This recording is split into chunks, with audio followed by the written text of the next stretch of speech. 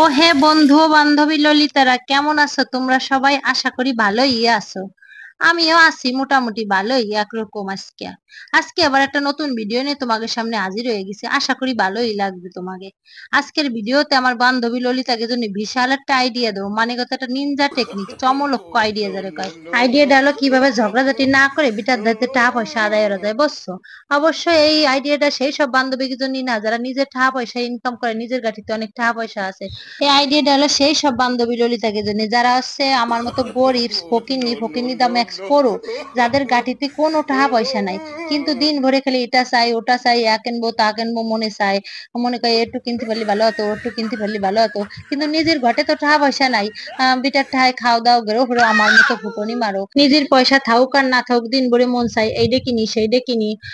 ওইটা দেখতে ভালো দেখা যাচ্ছে অনলাইনে, ওই যে একটা জামা দেখছিলাম, ওই যে একটা প্যান্টু দেখছিলাম, এ দেখছিলাম সে দেখছিলাম, ও একটু কিনতে মন চাচ্ছে। কিন্তু পৃথিবীতে কি বিটার কষ্টে ইনকাম করার টাহা খুদা তুমি এ কিনতে চাবা তা কিনতে চাবা দেবে দেবে না কিন্তু, বুঝছো?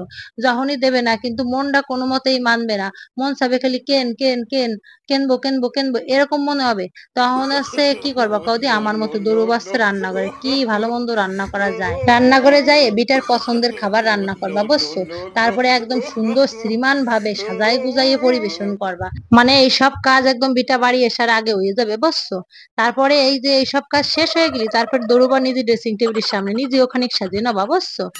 এরপর বিটা যখন বাসায় আসবে, বুঝছো, আসা মাত্র অমনি তার জামাটা টানি খুলবা, জুতো খান টানি খুলবা, তারপরে তোয়ালে খান আগই দিবা।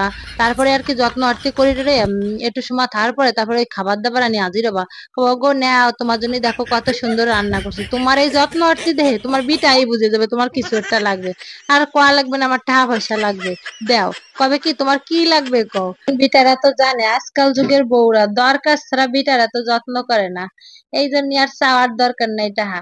যখনই টাহার দরকার হবে তখন একটু বিটারে যত্ন আরতি করলি বুঝে যাবে বিটা যে টাহার দরকার হয়েছে, বুঝছো? যেমন এই যে আজকে আমার মনটা এটা চাই ওটা চাই করতেছে আর আমি দৌড়াইছি যে রান্না করে চিলি চিকেন বানাতে, বিটা আসলে একটু সুন্দর মতো খাটি দেবো। এতেই উনি বুঝে যাবেন আমার কিছু একটা দরকার হয়েছে। একেবারে এই যদি এবার না বুঝে, না বুঝলি না বুঝবে, আমি পকেটেতে টাকা পয়সা নিয়ে নিবানি, কিন্তু এই ভালো ভালো খাইয়ে মনটা ভালো থাকবে না তো আমার আর কিছু কবে না, টাকা নিচ্ছে কেন, বুঝছো? ভালো না ব্যাপারটা?